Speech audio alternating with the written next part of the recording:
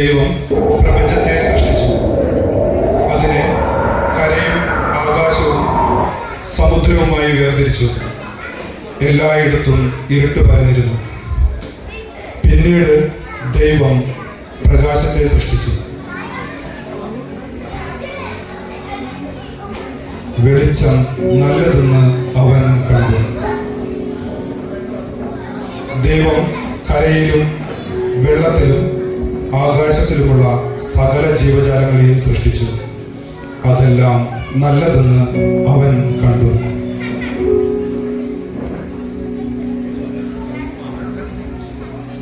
അവസാനമായി ദൈവം തൻ്റെ ഛായയിലും സാദൃശ്യത്തിലും മനുഷ്യനെ സൃഷ്ടിച്ചു. സ്ത്രീയും പുരുഷനുമായി അവരെ സൃഷ്ടിച്ചു. ദൈവം അവരെ ഇപ്രകാരം അനുഗ്രഹിച്ചു: സന്താനപുഷ്ടിയുള്ളവരായി ഭൂമിയിൽ പെരുകി അതിനെ കീഴടക്കുക. ഈ പ്രപഞ്ചത്തിലെ സകല ചരാചരങ്ങളുടെയും മേൽ ആധിപത്യമുള്ളവരായിരിക്കും. ദൈവത്തിന് മനുഷ്യനുമേൽ വളരെയധികം സ്നേഹവും കരുണയും ഉണ്ടായിരുന്നു. ഭൂമിയിൽ പെറ്റുപെരുകിയ മനുഷ്യൻ ദൈവത്തിൽ നിന്നും പതുക്കെ അകലാൻ തുടങ്ങി. അവൻ പലവിധ തിന്മകളിൽ ഏർപ്പെട്ട് ദൈവത്തിൻ്റെ അപ്രീതിക്ക് കാരണമായി.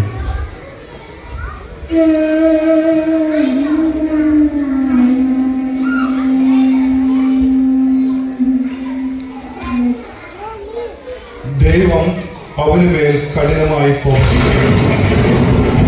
തീയായും മഴയായും മഹാമാരിയായും ദൈവം അവനെ ശിക്ഷിച്ചു. ഭയചകിതനായ മനുഷ്യൻ ദൈവകൃപയ്ക്കായി യാചിച്ചു. ദൈവം കരുണയുള്ളവനായിരുന്നു. അവന്റെ സ്നേഹം അനന്തമായിരുന്നു. അവൻ കാലാകാലങ്ങളിലായി മനുഷ്യരുടെ ഇടയിലേക്ക് അവരെ സന്മാർഗത്തിൽ നയിക്കുവാൻ പിതാക്കന്മാരെ അയച്ചു. പിതാക്കന്മാർ ദൈവഭക്തിയിലും വിശ്വാസത്തിലും ജീവിച്ച് സൽക്കർമ്മങ്ങൾ ചെയ്ത് ജനങ്ങളുടെ ഇടയിൽ അവർക്ക് മാതൃകയായി ജീവിച്ചു.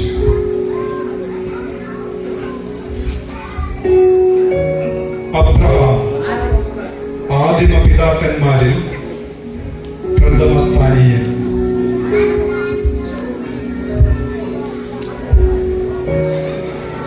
തന്റെ ഏകപുത്രനെ കർത്താവിന്റെ കൽപ്പന പ്രകാരം മോറിയ മലമുകളിൽ വെച്ച് ദഹനബലി നൽകുവാൻ തയ്യാറായ അചഞ്ചലമായ ദൈവവിശ്വാസത്തിന്റെ മാതൃക. അബ്രഹാമിന്റെ പുത്രൻ ഇസഹാക്കിലൂടെ ദൈവം ഒരു ജനതയെ സൃഷ്ടിച്ചു. അവനുമായി ദൈവം ഉടമ്പടി സ്ഥാപിച്ചു.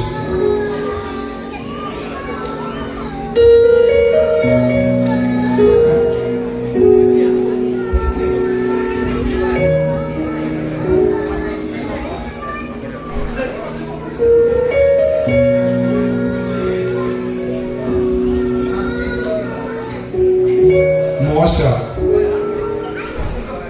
ഹെബ്രായ വംശജനായ മോശ യാക്കോബിന്റെ സന്തതി പരമ്പരകളെ ഈജിപ്തിലെ ഫറവോയുടെ അടിമത്തത്തിൽ നിന്നും മോചിപ്പിച്ച് ചെങ്കടലിനെ രണ്ടായി പിളർത്തി വാഗ്ദത്ത ഭൂമിയായ ഇസ്രായേലിലേക്ക് നയിക്കുവാൻ ദൈവനിയോഗം ലഭിച്ചവൻ.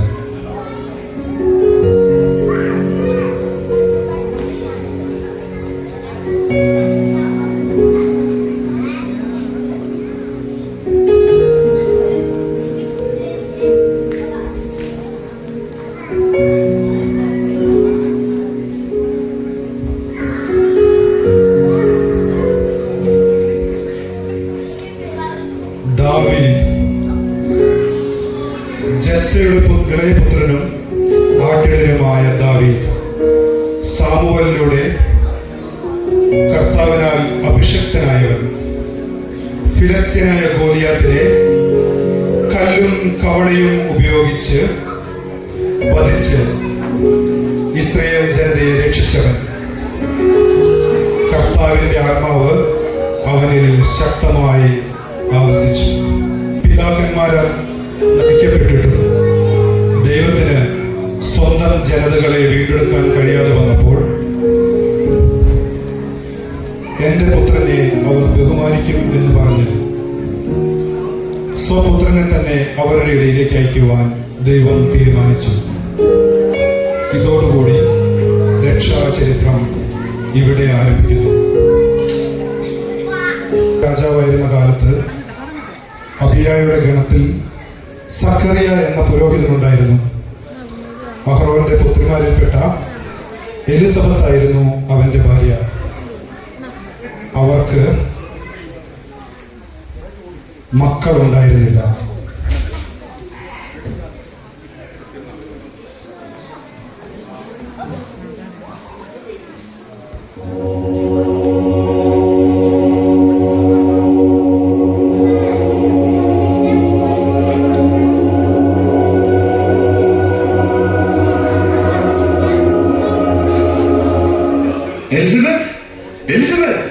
പൗരോഹിത്യ ബന്ധപ്രകാരം കർത്താവിന്റെ ആലയത്തിൽ പ്രവേശിച്ച് ധൂപം അർപ്പിക്കാൻ എനിക്ക് കുറുകിയിരിക്കുന്നു. വന്ധ്യയായ എനിക്കും അങ്ങയുടെ ചാർച്ചക്കാർക്കും ഞാൻ മൂലമുണ്ടായ അപമാനം എത്രയോ വലുതാണ്.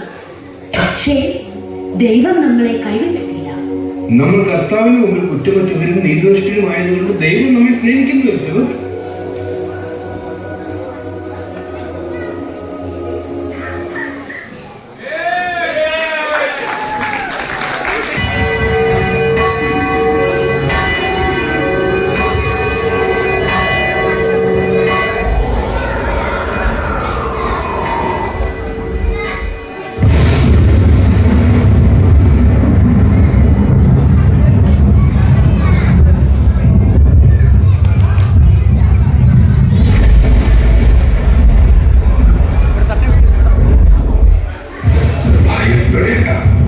നിന്റെ പ്രാർത്ഥന കേട്ടിരിക്കുന്നു. നിന്റെ ഭാര്യ എലിസബത്ത് നിനക്കൊരു പുത്രൻ ജനിക്കും. നീ അവന് യോഹന്നാൻ എന്ന് പേരിടണം. നിനക്ക് ആനന്ദവും സന്തുഷ്ടിയും ഉണ്ടാകും. ഞാനത് എങ്ങനെ അറിയും? ഞാൻ വൃദ്ധനാണ്. എന്റെ ഭാര്യ പ്രായങ്ങളുള്ളൂ. ദൈവസന്നിധിയിൽ നിൽക്കുന്ന ഗബ്രിയേലാണ് ഞാൻ. യഥാകാലം പൂർത്തിയാക്കേണ്ട ഈ വചനം നീ അവിശ്വസിച്ചതുകൊണ്ട് ഇവ സംഭവിക്കുന്നതുവരെ നീ മൂകനായിരിക്കും.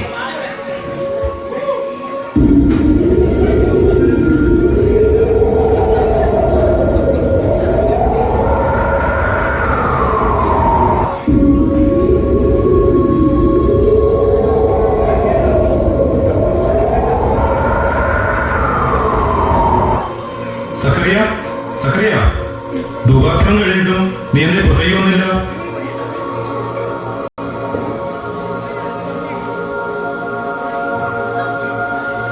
സക്കറിയയ്ക്ക് ദൈവദർശനം ഉണ്ടായി എന്നും അവന് സംസാരശേഷി നഷ്ടപ്പെട്ടു എന്നും തോന്നുന്നു.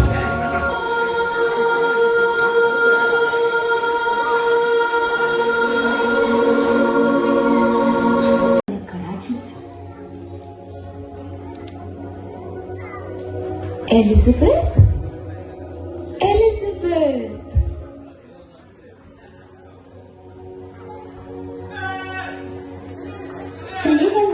നീ അനുഗ്രഹീതയാണ്. നിന്റെ ഉദരഫലവും അനുഗ്രഹീതം. എന്റെ കർത്താവിന്റെ അമ്മ എന്റെ അടുത്ത് വരുവാനുള്ള അനുഗ്രഹം എനിക്ക് എവിടെ നിന്ന്? കർത്താവ് അരുൾ ചെയ്ത കാര്യങ്ങൾ നിറവേറുമെന്ന് വിശ്വസിച്ചവർ ഭാഗ്യവൻ. എന്റെ ആത്മാവ് കർത്താവിനെ മഹത്വപ്പെടുത്തുന്നു. എന്റെ ചിത്തം എന്റെ രക്ഷകനായ ദൈവത്തിൽ ആനന്ദിക്കുന്നു.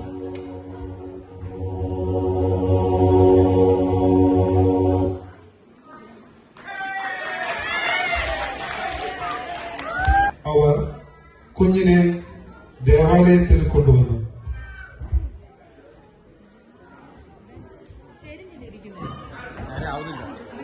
നേരെ ആവുന്നില്ല.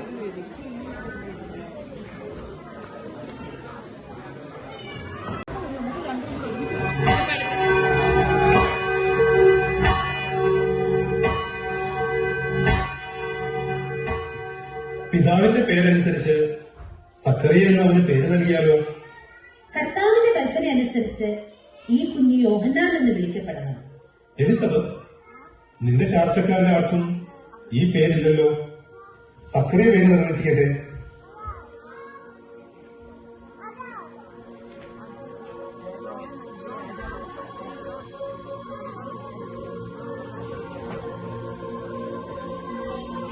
യോഹന്നാൻ. യോഹന്നാൻ.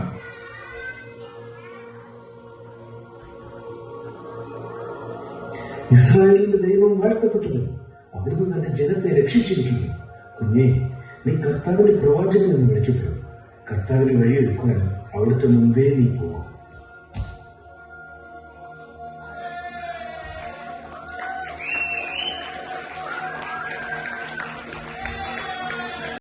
എന്ന കൽപ്പന ഉണ്ടായിരുന്നു. ജോസഫ് ഗർഭിണിയായ മറിയത്തെയും കൂട്ടി പേരെഴുതിക്കുവാനായി ബെത്ലഹേമിലേക്ക് പോയി. അവിടെ ആയിരിക്കുമ്പോൾ അവൾക്ക് പ്രസവ സമയം കൊടുത്തു. അവൾ തന്റെ കടിഞ്ഞൂൽ പുത്രനെ പ്രസവിച്ചു.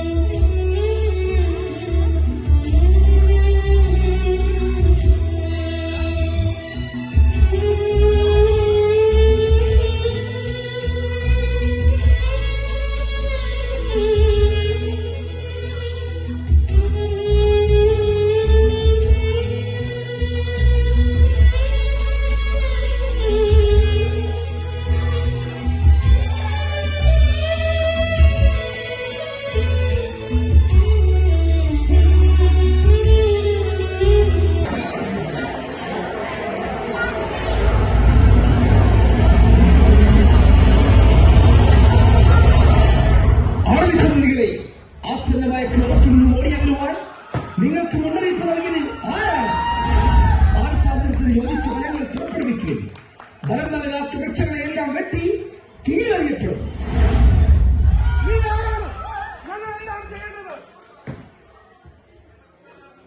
ഉള്ളവൻ ഇല്ലാത്തവന് കൊടുക്കുക, ഭക്ഷണമുള്ളവനും അങ്ങനെ തന്നെ ചെയ്യട്ടെ. വ്യാജമായ കുറ്റാരോപണം വരുന്നത് ആരെയും ഭീഷണിപ്പെടുത്തും. ഞാൻ ജലം കൊണ്ട് സ്നാനം ചെയ്യുന്നു, എന്നേക്കാൾ ശക്തനായ ഒരുവൻ വരുന്നു. അവന്റെ ചെരുപ്പിന്റെ കെട്ടഴിക്കുവാൻ പോലും ഞാൻ യോഗ്യനല്ല. അവൻ പരിശുദ്ധാത്മാവിനാൽ നിങ്ങൾക്ക് സ്നാനം നൽകും.